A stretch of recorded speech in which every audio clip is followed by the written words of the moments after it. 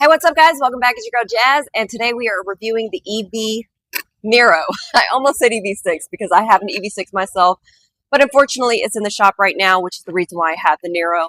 There are three different Niros. You have your gas-powered Niro, you have your EV plug-in hybrid, and then of course you have the full electric, which is what I have right now. Looking at the specs of the EV Niro, this thing disturbs me right here. Why are there no ratings? Am I supposed to be the test dummy for this? So, first of all, I'm not going to lie. I have a little bias, I know. I do love my EV6, and I can't wait to get her back. We're going to look at the front because that, to me, is very important. Without an engine, you have space for a frunk.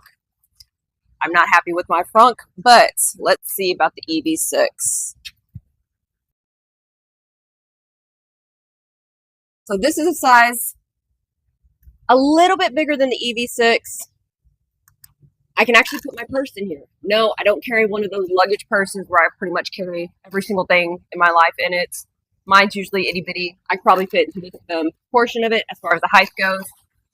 So not much you can store in it, but you know, ladies, if you have a smaller purses, you can store them in here, or you know, some valuable things that you don't want to easily be broken into.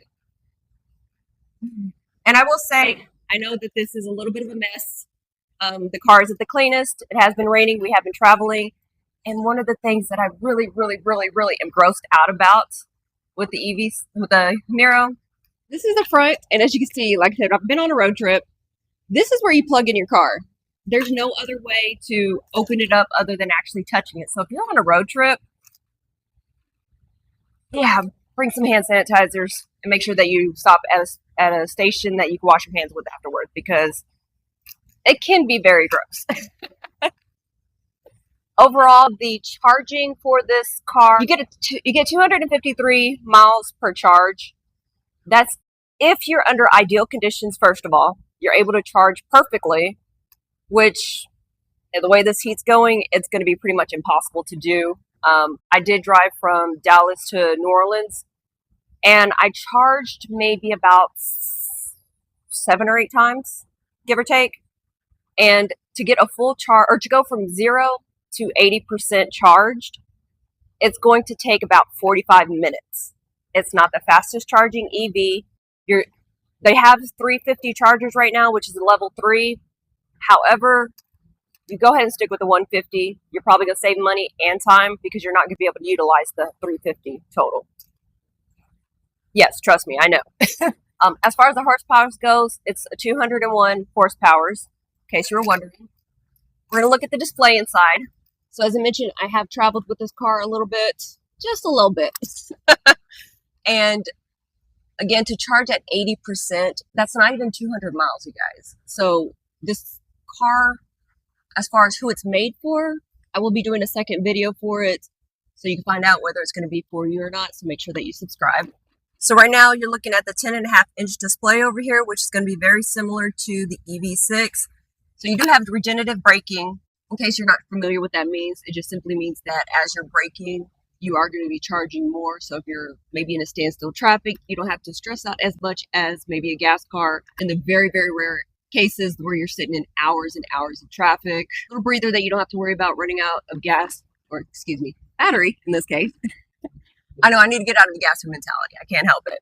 I have heated front seats as well as a heated steering wheel, which you're able to control right here, which is a simple push of a button, which will definitely be great to use in the middle of winter, especially if you don't have a garage enclosure on it. I don't know how many times I've not wanted to touch the steering wheel because it's heated. Now, can we get an upgrade to get it to cooling too? Because I don't know how many times I've burned my hand. So that's one thing that I do kind of request on it, please. Another thing that is something that I'm not necessarily using a lot, as you can see up here, is the sunroof. I have not used it yet. Too hot, let's fix it. All right, let's check in the back.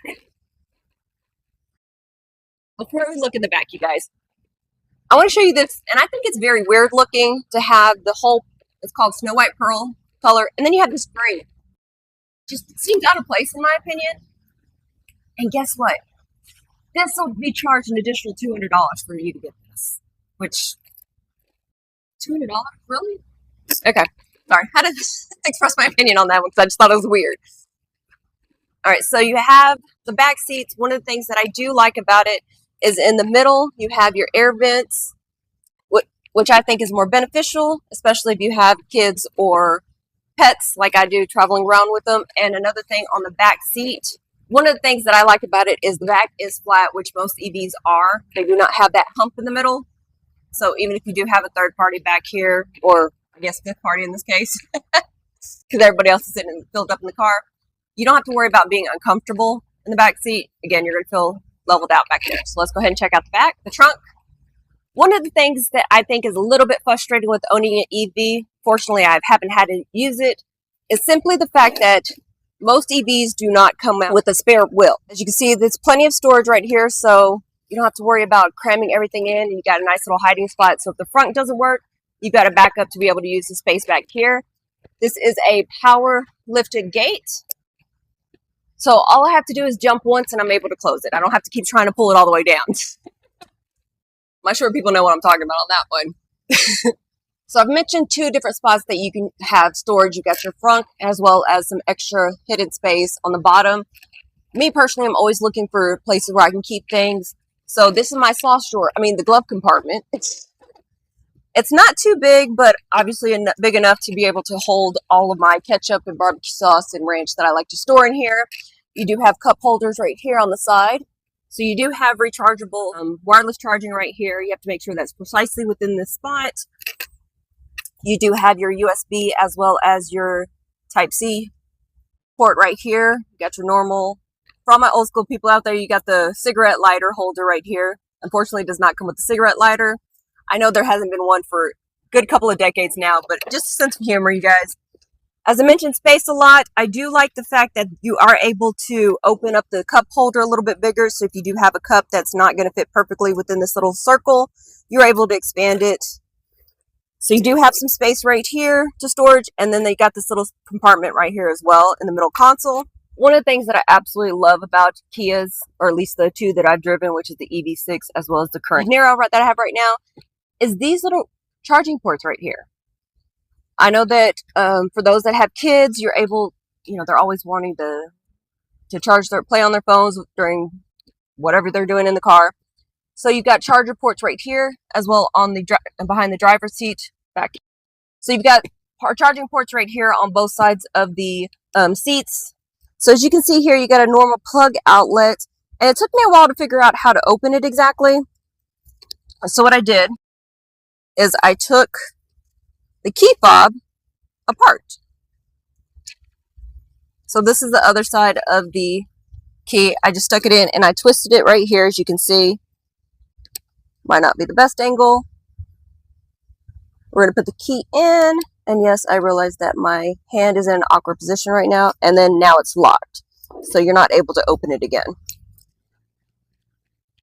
So in case you guys did not know, you do have an actual key to get into the car with the fob. And in case you're wondering how to open it, there's a little button right here that you're going to have to push, and you're able to unlock it. I've actually had to use my key that comes with my fob for my Ford. And in case you're wanting to know how to unlock your car, let me show you. Come on. So you guys are going to have to appreciate short people right about now. There's no place to put the key at, right? And I don't want to make any scratches. You're going to be able to put the key in here and you're going to be able to pop it off. It's not that hard. But since I haven't done it to this vehicle and it's not mine, I'd rather not accidentally scratch or anything like that. So you're just going to pop it off, and there is a keyhole right here that you're going to be able to use. I showed you the storage. Whether it's worth it or not, it depends on what you're using it for. And like I said, I'll give you more information on that on my next video, so make sure that you subscribe. As always, stay tuned, stay jazzy. Thanks for watching, guys.